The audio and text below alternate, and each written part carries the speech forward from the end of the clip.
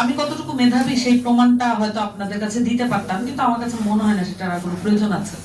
মোটা থেকে অনেকগুলো বিতর্ক এখন আছে যে এই অধ্যাদেশগুলো বাতিল করা কেন সরকারি দল হিসেবে তাদের প্রথম অবস্থায় করা ঠিক হচ্ছে না, এবং এটাও আছে যে সরকারকে মানে হানিমুন পিরিয়ড কেন পার করতে দেওয়া হচ্ছে না, কেন আমরা আলাপগুলো এখন করছি।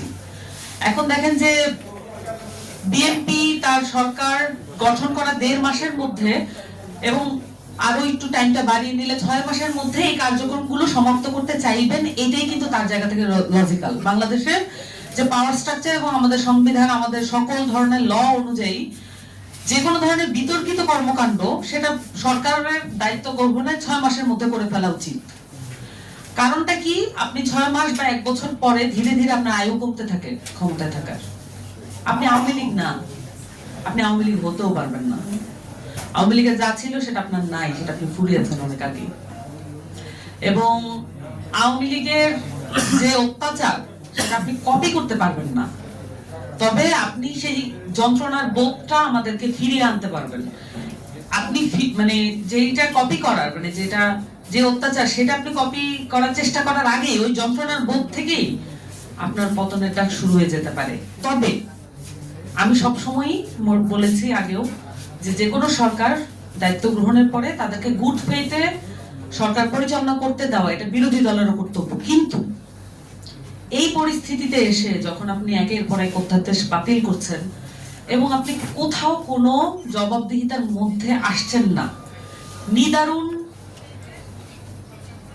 একটা অহংকার আপনাকে পেয়ে বসেছে। এবং পার্লামেন্টে যখন আমরা এখন অধিবেশন শুনি, এই নিদারুণ অহংকারটাই একটা প্রধানতম অ্যাটিটিউডে পরিণত হয়েছে উভয় পক্ষ থেকে। আমি বিরোধী দলেরও এখানে সমালোচনা করব, তারাও প্রেজেন্ট করতে পারছেন না, আর সরকারি দলও এখানে অহংকারটাই তাদের একমাত্র কৌশলে পরিণত হয়েছে। কারণটা হচ্ছে আমাদের দেশের এই পলিটিক্যাল পার্টিগুলোর কোনো ভিশন নাই বাংলাদেশকে কিভাবে দেখতে হবে ভবিষ্যতে। তারা মনে করেন রাষ্ট্রের ক্ষমতা দুর্বল হয়ে যাবে, তাহলে রাষ্ট্র চালানো যায় না। এটা কিন্তু তাদের ওপেন বক্তব্য না, এটা তাদের মনের ভাবনা। তারা মনে করেন যদি এই অধ্যাদেশগুলো থাকে, তারা যদি অ্যাকাউন্টেবল হন, অ্যাকাউন্টেবিলিটি প্র্যাকটিস করেন, তাহলে তারা সরকারকে নিয়মিত চালাতে পারবেন না, এটা তাদের মনে হয়। কিন্তু আমরা যেটা পারি না, কেন তাদের এটা মনে করতে হয়?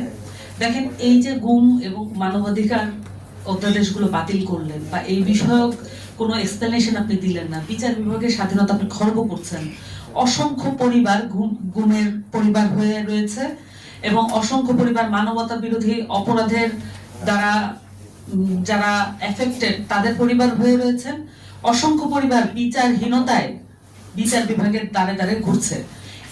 এই পরিবারগুলোর সুরক্ষা এই সরকারি দলকেও সুরক্ষা দিতে পারত। কারণ আপনি কোন পরিবারে আশ্রয় নেবেন আপনার উপরে মানবতা বিরোধী অপরাধ হলে, সেই পরিবারগুলোর মানে এটার একটা ফ্যামিলি ক্রাইসিস। আমি যদি বলি, এই অধ্যাদেশগুলোকে বাতিল করা শুধুমাত্র আইনি জটিলতা তৈরি করে না, এটা হচ্ছে বাংলাদেশের প্রতিটি পরিবারকে এমন একটি পরিস্থিতির মধ্যে পড়ছে, একটা অনিশ্চয়তা, একটি দুর্বলতা, নাগরিক হিসেবে হীনমন্যতা, এবং যেটা পূর্বে এসেছে কথাটা, কীট পতঙ্গের জীবনে তাদেরকে ঠেলে নিয়ে যেতে চাচ্ছে। এই পরিবারগুলোই হতে পারত বিএনপির সবচেয়ে দুর্গ।